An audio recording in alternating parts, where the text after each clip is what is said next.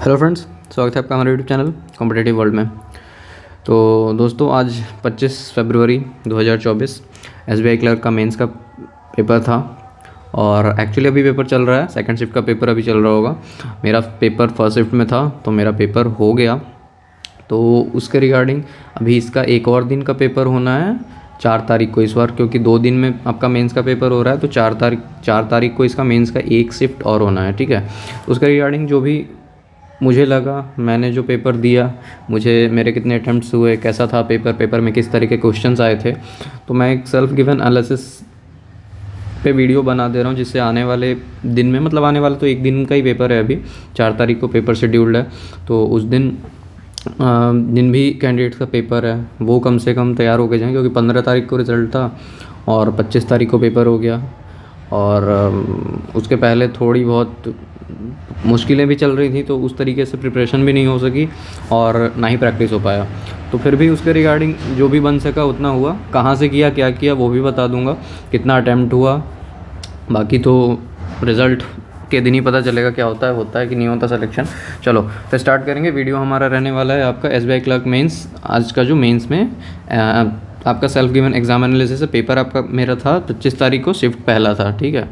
चलिए सबसे पहले बात कर लेते हैं कि सेक्शन रहता क्या क्या है, मतलब क्या क्या पूछा जाता है। तो आपको जीए का सेक्शन पूछा जाता है, 50 क्वेश्चन वहाँ से रहते हैं, 50 मार्क्स के होते हैं। इंग्लिश का रहता है 40 क्वेश्चन, 40 मार्क्स के।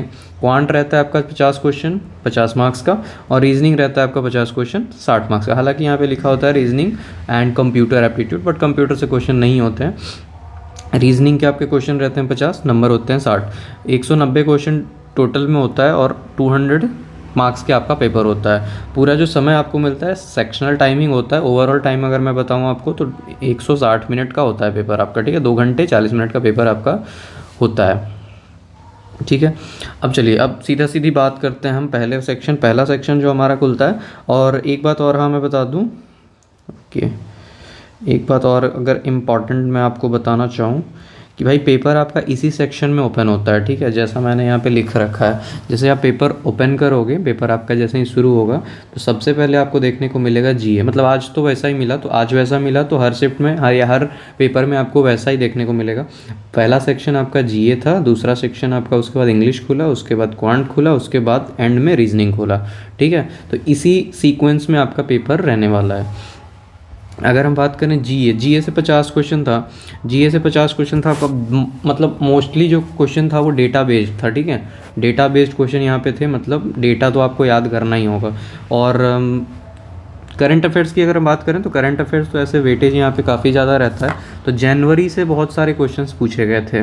जो जनवरी से क्वेश्चन थे, कुछ क्वेश्चंस पुराने भी थे और फेब से भी क्वेश्चन थे, बट जनवरी से मुझे लगा कि जनवरी से क्वेश्चन ज़्यादा थे। हालांकि मैंने करंट अफेयर्स उतना नहीं पढ़ा, क्योंकि 25 तारीख को पेपर था और प्री देने के बाद से एक्चुअली मेरी तबीयत ख़राब थी, तो मैंने उतना कुछ पढ़ा नहीं था। और अचानक रिज़ल्ट आया, तो रिज़ल्ट आने के बाद तो खैर तबीयत ख़राब हो कुछ हो, पढ़ना ही पड़ता है। तो 10 दिन में जितना भी जीए हो सका उतना किया, उसके हिसाब से जितना बना उतना हुआ। बट सेटिस्फैक्शन नहीं मिला। मतलब क्वेश्चन पेपर देख के ऐसा नहीं लगा कि जीए कुछ ज़्यादा टफ पूछा था। देख के लगा कि हाँ ये आता है, बट आने से क्या होता है ना, डेटा वाइज क्वेश्चन होता है, तो वहाँ कन्फ्यूजन क्रिएट हो जाता है कि भाई दो ऑप्शन लग रहा है कि या तो ये होगा या तो ये होगा, बट उन दोनों में से सेलेक्ट कर पाना फिर मुश्किल हो जाता है, ठीक है। तो वो बातें होती हैं। 10 दिन में उतना ज़्यादा डेटा याद नहीं हो पाता जितना डेटा आपका करंट अफेयर्स में पूरे 3 महीने 4 महीने में निकल जाते हैं, ठीक है। तो वो बात रहती है। तो आने वाले में जिनका पेपर है वो मैं उनको बताना चाहूँगा कि आप फैब और मतलब जनवरी तो करके जाओ पक्का, फरवरी पूरा करके जाओ और दिसंबर करके जाओ। इन 3 महीने का भी कर। तो ऐसे तो 6 महीने से क्वेश्चन आते हैं, बट मुझे इस आज के पेपर में देखने को मिला जनवरी का। क्या पता सेकंड शिफ्ट में कुछ और क्वेश्चन देखने को मिल जाए, बट पहले वाले शिफ्ट में जनवरी से ज़्यादा क्वेश्चन देखने को मिल रहे थे। एक क्वेश्चन आपका था, अब देखो मैंने तो एक दिन 10 दिन पढ़ा, ऊपर से पेंच टाइगर रिजर्व मैंने पढ़ा, जो हाल में वो डार्क स्काई करके कुछ हुआ है ना, उसको मैंने पढ़ा था। बट इन्होंने पूछ लिया पहला, यहाँ से क्वेश्चन तो आया बट इन्होंने पूछा पहला कौन सा था, बट वो मैंने नहीं पढ़ा था, तो ये क्वेश्चन मेरा रह गया, ठीक है। एक कोचिंग इंस्टीट्यूशन से साथ जो गाइडलाइन मिली है कि भाई इतने बजे के बाद आप कोचिंग नहीं चला सकते, स्कूल आवर्स के बाद नहीं चला सकते या स्कूल आवर्स तक नहीं चला सकते, रात को नहीं चला सकते। वहाँ से एक क्वेश्चन था कि उनको फ़ेज़ 1 में अगर कोई रूल को वायलेट करते हैं तो कितना फ़ाइन होगा, आई गेस यही क्वेश्चन था। फिर एमओयू से क्वेश्चन था कि कुछ कम मतलब किस किस ने मिल के क्या साइन करके क्या क्या प्रोजेक्ट के बारे में था आपका। पीएम जनमान योजना से था, और ये क्वेश्चन आपको स्टार्टिंग में जनमान योजना से था। जो हमने पढ़ रखा है ये उन्होंने ऑलरेडी क्वेश्चन में दे दिया, ठीक है। जो हमने इसके रिगार्डिंग पढ़ रखा, और इसका बजट नहीं पूछा था, हालांकि 24,104 करोड़ के आसपास इसके लिए दिया गया है, तो ये नहीं पूछा गया था। पूछा गया था आपका क्या, उससे क्वेश्चन उसी से रिलेट करके उस कुछ डेटा दे के, मतलब कोई क्वेश्चन करके 2011 के सेंसस से रिलेट कर दिया था उसे, ठीक है। फिर वो क्वेश्चन भी ऑलमोस्ट नहीं ही हुआ, ठीक है। अब मतलब उतना ज़्यादा नेगेटिव नहीं कर सकते थे। फिर भी मैं बताऊंगा, नहा नहा करते करते जीके में बहुत मतलब जीएस वाले सेक्शन में बहुत ज़्यादा ही क्वेश्चन मार दिए मैंने, तो उसके कारण से या तो रिज़ल्ट हो ही जाए या तो फिर रुक ही जाए, ठीक है। तो और हार्डली जो आपके आरबीआई से जो रिलेटेड न्यूज़ है ना, वो तो आप बिल्कुल करके ही जाओ। मतलब बहुत सारे क्वेश्चन थे आरबीआई रिलेटेड, मतलब आरबीआई ने ये वो क्या पास किया, क्यों किया, ऐसा ऐसा करके काफ़ी क्वेश्चन, मतलब डायरेक्ट क्वेश्चन नहीं थे। आपको थोड़ा सा मतलब अंदर उसका नॉलेज लेना पड़ेगा। अगर मैं बताऊं कि मैंने इस चीज़ को कहाँ से किया था, तो मेरे पास उतना ज़्यादा कोई समय था नहीं, तो मैंने फ़ेब का तो पीडीएफ नहीं आया, जनवरी का पीडीएफ, दिसंबर का पीडीएफ और नवंबर का पीडीएफ मैंने अड्डा से डाउनलोड किया था, अड्डा 247 से। और फिर वो एक कपिल सर की मैराथन देखी थी, वो जो इधर भी चल रही थी 7-8 दिन से, बैंकिंग अवेयरनेस वाली, और मंथली जो वन शॉट उनका चल रहा था वो देखा था। तो उससे मुझे पेपर तो आसान लगा, मतलब आसान इन द सेंस कि डूएबल लगा, और बट डेटा एक्चुअली में मतलब याद नहीं था, मतलब उतने समय में नहीं कर पाना काफ़ी ज़्यादा मुश्किल हो जाता है ना। 10 दिन का समय अगर आपको मिलता है, 10 दिन भी नहीं कह सकते यार, 16 या 15-16 को रिजल्ट आया आपका, 25 का पेपर है, तो अप्रोक्स आप मान के चलो 9 दिन में अगर आपका समय मिलता है, तो 9 दिन में आप कितना ही कर लोगे जीए को, ठीक है। उसके पहले मैंने जीए मतलब कहूँ तो कुछ पढ़ा ही नहीं ना, मतलब पढ़ ही नहीं सका, और ना ही किसी और चीज़ का प्रैक्टिस था। बट प्री में कर रखा था मैथ्स, रीजनिंग, इंग्लिश, तो वो तो थोड़ा सा टैली कर जाता है, थोड़ा बहुत देख लिया मेंस में क्या आता है, उसके अकॉर्डिंग प्रैक्टिस की तो चलो बन गया। बट जीए का सेक्शन मतलब जितना भी किया उस बेसिस पे जितना हुआ सही हुआ। तो जीए में और भी क्वेश्चंस आए थे, बट मुझे फाइनली इतने क्वेश्चंस याद हैं कहाँ कहाँ से रिलेटेड थे। तो आपको करंट अफेयर्स करके जाना है ऑलमोस्ट, आपको फरवरी, आपका तो 25 को पेपर है, तो आपको ऑलमोस्ट 20-22 तारीख तक का तो करके जाना ही है। आप सॉरी, आपका तो 4 मार्च का पेपर है, तो आपको तो पूरा फेब करके जाना है, पूरा जनवरी करके जाना है, और पूरा दिसंबर, ये 3 महीने का तो कंफर्म करके जाना। दूसरी अगर बात करें हम, दूसरा सेक्शन हमारा इंग्लिश का रहता है। इंग्लिश वाले सेक्शन में पहला ही क्वेश्चन आपको देखने को मिल जाता है। पहला क्वेश्चन ही आपको देखने को मिला था कॉम्प्रिहेंशन का, मतलब मेरे सेट में मेरे में तो वही खुला था, ठीक है। कॉम्प्रिहेंशन वो थोड़ा सा मतलब उसका लैंग्वेज मतलब डायरेक्ट नहीं मिल रहा था उसमें से आंसर्स, तो मैंने आई गेस उसमें से एक आध ही क्वेश्चन मैंने उसमें से मतलब उस कॉम्प्रिहेंशन से, वहाँ से क्वेश्चन आपको 7 से 8 क्वेश्चन पहले वाले कॉम्प्रिहेंशन से थे, तो वहाँ से एक आधी क्वेश्चन मैंने किए हैं, ठीक है। और कंप्रीहेंशन ऑलमोस्ट एक बीच में भी मिला था, वहाँ से 5 क्वेश्चन थे, और उन 5 में से 5 क्वेश्चन शायद मैंने किए हैं। वो ठीक था, वो डुएबल था, मतलब वो मिल जा रहा था, ठीक है। एरर रिलेटेड था, एरर रिलेटेड आपका डायरेक्ट जैसे प्री में एरर आता है वो वैसा नहीं था। एरर मतलब एरर के क्वेश्चन मैंने एक भी नहीं किए, ठीक है, क्योंकि गलतियाँ होने के चांसेस मुझे लगता है कि मेरे हिसाब से, मेरे प्रिपरेशन के अकॉर्डिंग मुझे लगता है कि मैं एरर में मिस्टेक कर सकता हूँ, तो नेगेटिव देने से अच्छा मैंने एरर के क्वेश्चन को जस्ट स्विच किया, देखा कि एरर है तो मैंने तुरंत स्किप किया।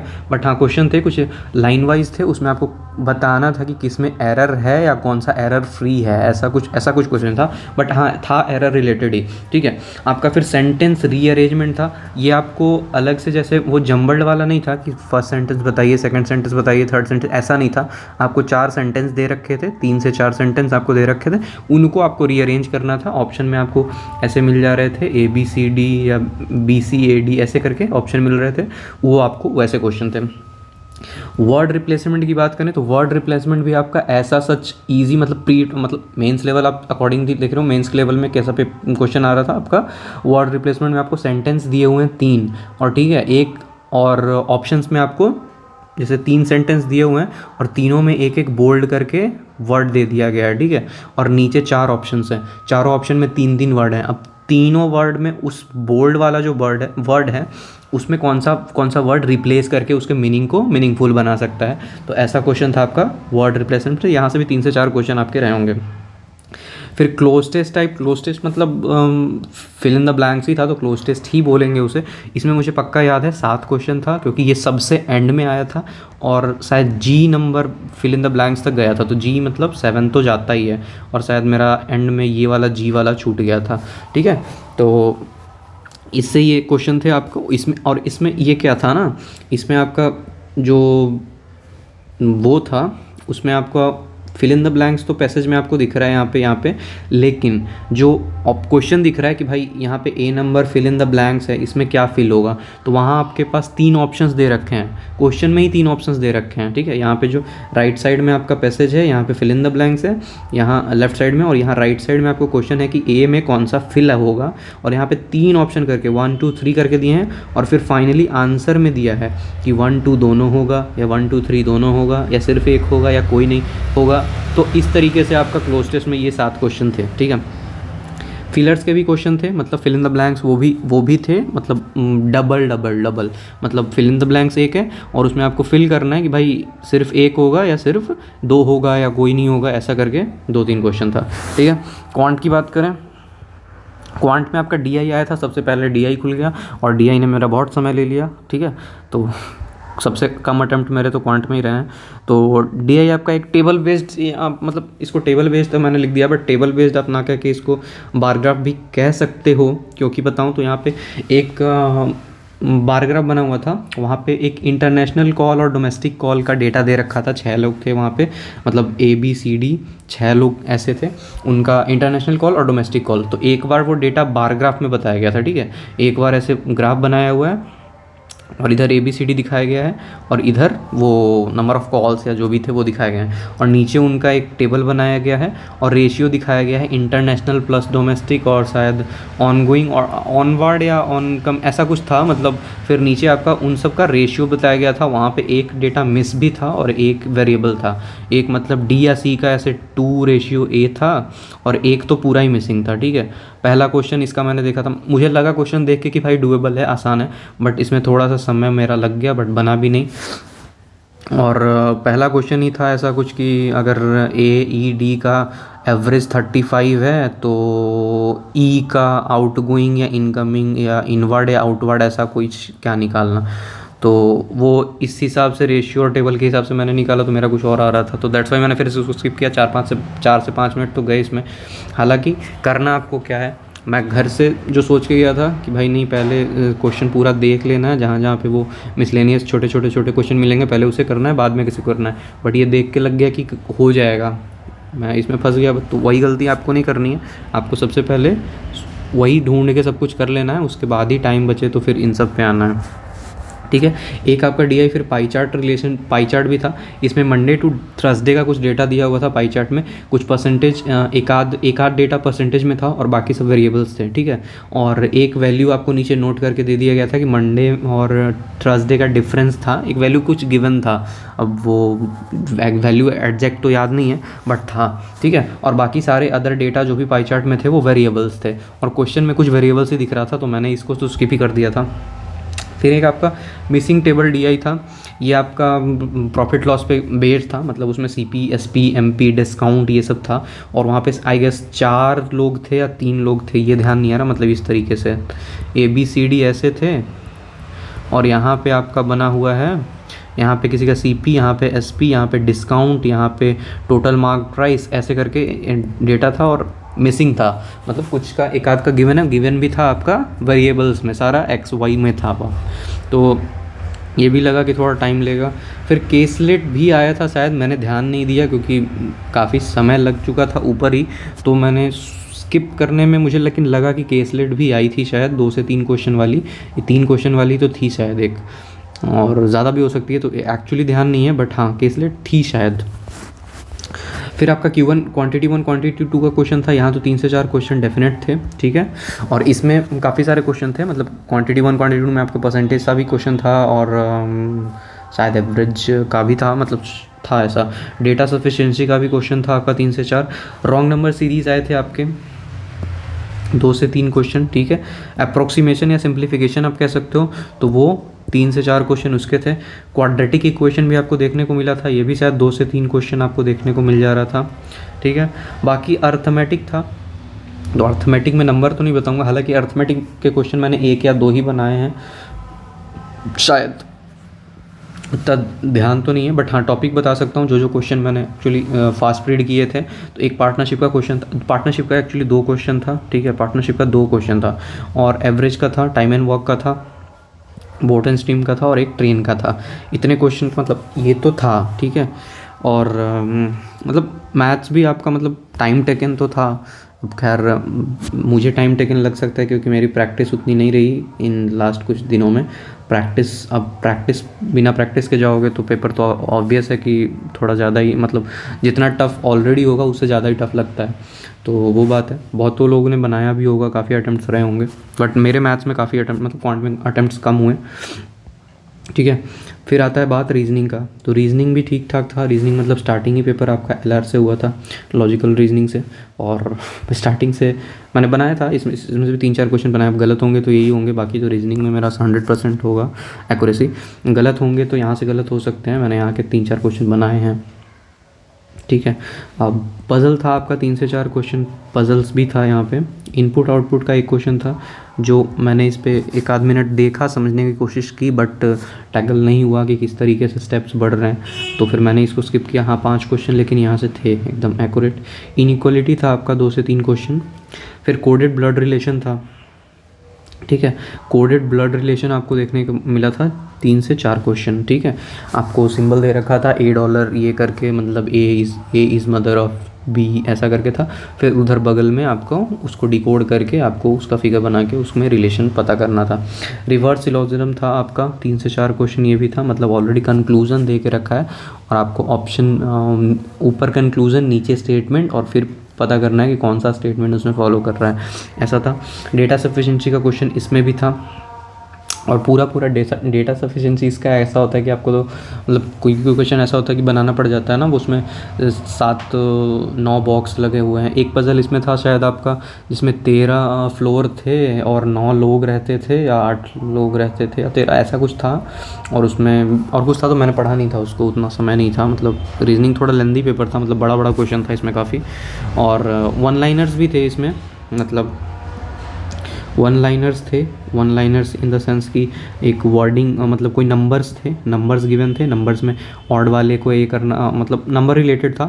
उसमें 7-8 से 9 नंबर थे, पहले उसको असेंडिंग डिसेंडिंग में अरेंज करना था, फिर ऑड वाले को सेम नंबर वाले को हटा देना था, फिर जो अरेंज हो रहा था उसमें कुछ ऐसा करना था। फिर वैसा ही एक वर्ड रिलेशन भी था कि भाई इसको ऐसे कोड किया जाता है तो उसको कैसे किया जाएगा।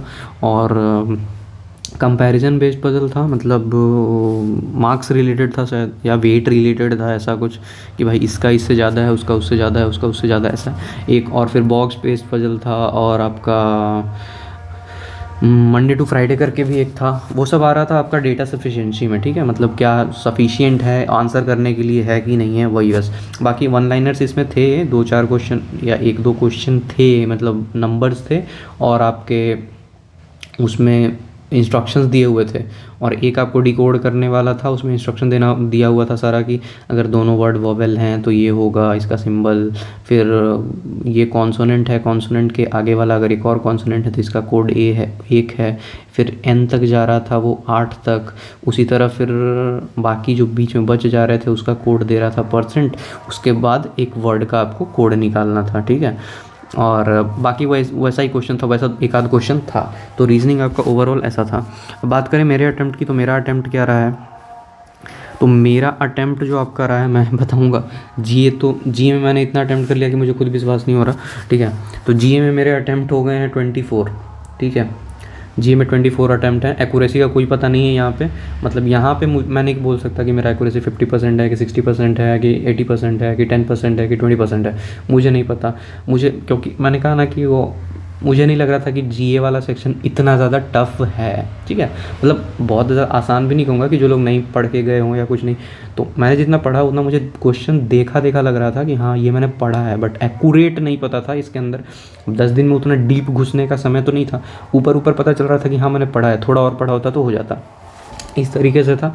और उसमें थोड़ा एक आध गैसिंग है ऑलरेडी कि भाई अगर ये और ये लग रहा है तो मैंने उसमें चांस लिया है कि क्या पता अगर सही हो जाए, ठीक है।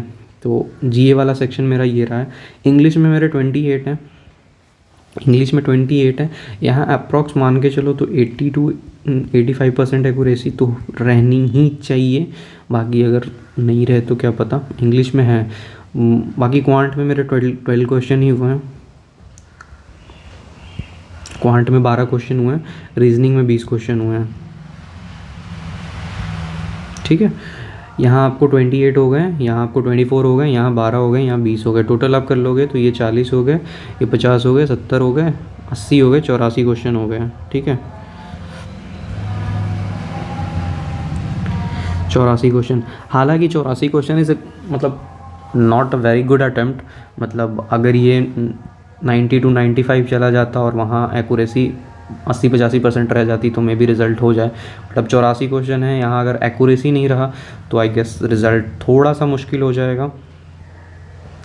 रिज़ल्ट थोड़ा सा क्या मुश्किल होगा, ज़्यादा ही मुश्किल हो जाएगा। और मुझे तो बिलीव नहीं है कि भाई यहाँ 24 में से कितने सही हैं, ठीक है। तो मान के चलो कि उन 24 को हटा भी दो तो 60 क्वेश्चन में, और 60 में 60 तो सही नहीं होंगे। यहाँ एलआर का क्वेश्चन में तो डर लगा रहता है कि भाई गलत होगा ही होगा। क्वांट में 100% है, यहाँ 12 के 12 सही होंगे। यहाँ 20 में मतलब एलआर को छोड़ दिया जाए तो बाकी सब सही है। एलआर का भाई अब अजम्पशन मेरे हिसाब से तो मैंने सही बनाया, बट बाकी उनका क्या पता नहीं। अब इंग्लिश का मेरे अकॉर्डिंगली मैंने जितने अटेम्प्ट हो सकते थे, हाँ एक आधी क्वेश्चन ऐसे हैं कि भाई मैंने चांस लिया, बाकी तो जेन्यून मतलब लगा कि हाँ ठीक ही होना चाहिए। और जीए का मैं कुछ नहीं बोल सकता। तो ओवरऑल जो मेरे अटेम्प्ट्स रहे वो मैंने आपको बता दिए। मेरे अटेम्प्ट्स रहे 84 क्वेश्चन आउट ऑफ 200 क्वेश्चन, ठीक है। मैंने अप्लाई कहाँ से किया था तो आपको पता होगा, मैंने वीडियो डाली थी। तो मैंने अप्लाई किया है बिहार से। प्री में जो कट ऑफ गई थी इसकी वो 51 गई थी, ठीक है। और मेरे मार्क्स मैंने आपको बताए ही हैं। तो उस अकॉर्डिंगली अगर देखो अब क्या ही होता है वो तो रिज़ल्ट पता चल जाएगा। पेपर का लेवल की बात करें तो बहुत ज़्यादा इजी भी नहीं बोल सकते, बहुत ज़्यादा टफ भी नहीं बोल सकते। कैलकुलेटिव था, लेंदी था पेपर आपका। रीजनिंग का पेपर ऑब्वियस लेंदी था, मतलब स्पीड लैग कर गई थोड़ी सी। प्रैक्टिस में अगर जो लोग होंगे वो उनकी थोड़ी स्पीड अच्छी होगी तो वो 25-26 क्वेश्चन तक गए होंगे, ठीक है। मैथ्स में भी 20, 25, 30 में भी कुछ लोग गए होंगे। बट मेरे हिसाब से पेपर आपका मॉडरेट कह सकते हो। मॉडरेट से इजी की तरफ से तो नहीं जा सकते, मॉडरेट से थोड़ा सा ऊपर जा सकते हो, ठीक है। तो मेरे हिसाब से पेपर का लेवल ये था। बाकी आप लोग अगर जो भी वीडियो देखो आप अपने अटैम्प्ट्स भी बता सकते हो कि भाई आपने कितने अटैम्प्ट्स किए हैं, ठीक है। बाकी जिस तरीके से अभी तो 4 तारीख का पेपर होना है, तो 4 तारीख वालों के लिए मैंने तो बता दिया कि भाई जीए अगर आपको करना है तो आप मतलब अगर अभी आप जैसे मैंने 10 दिन पढ़ा, तो अगर आप भी उसी कैटेगरी में आते हो कि भाई आपने भी अभी तक मतलब प्रीवियस जीए की तैयारी नहीं की है, तो कम से कम आपके पास अभी उतना टाइम है तो दिसंबर, जनवरी और फरवरी कर लो। और इसके बाद जो बचता है ना, ये पूरा कंप्लीट कर लो। और उसके बाद जो बचता है आप अक्टूबर, नवंबर, पीछे अगर सितंबर करना चाहो तो इसका एक फास्ट रीड या तो किसी के वीडियो से कर लो या पीडीएफ से कर लो, ठीक है। और इसका डीप कर लेना, ठीक है। आप प्लस पॉइंट आप आरबीआई रिलेटेड सारी न्यूज़ कवर कर लो, ठीक है। मैंने कहाँ से किया, मैंने आपको बता दिया। कपिल सर ने वीडियो डाला है, ठीक है। वो कपिल काटपाल सर हैं, तो उनका मैंने मैराथन देखा था, ठीक है। और अड्डा से पीडीएफ देखी थी। बाकी आप लोग क्वांट, रीजनिंग और जितने मॉक्स लगाओ, मतलब प्रैक्टिस कर सकते हो तो करो। डीआई तो आना ही है, पजल आना ही है, बस उन दोनों का खेल है। अगर वो बन गया, वो टैकल हो गया, उसमें टाइम नहीं वेस्ट हुआ तो पेपर आसान है। वहाँ फंस गए तो कहानी ख़त्म है, ठीक है। तो बाकी ये मेरा अकॉर्डिंग मेरे अटेम्प्ट्स थे। मेरे हिसाब से पेपर का लेवल ये था, ठीक है। बाकी आप अपने जो भी वीडियो को देखें वो अपने हिसाब से आप पेपर के लेवल को, पेपर के अटेम्प्ट्स को आप बता सकते हो। बाकी आने वाले दिन के लिए मैंने बता दिया कि भाई ये क्वेश्चंस यहाँ पे आ रहे हैं, तो आप इस बेसिस से आप 4 तारीख के लिए तैयार होके जा सकते हो। चलिए ठीक है, थैंक यू।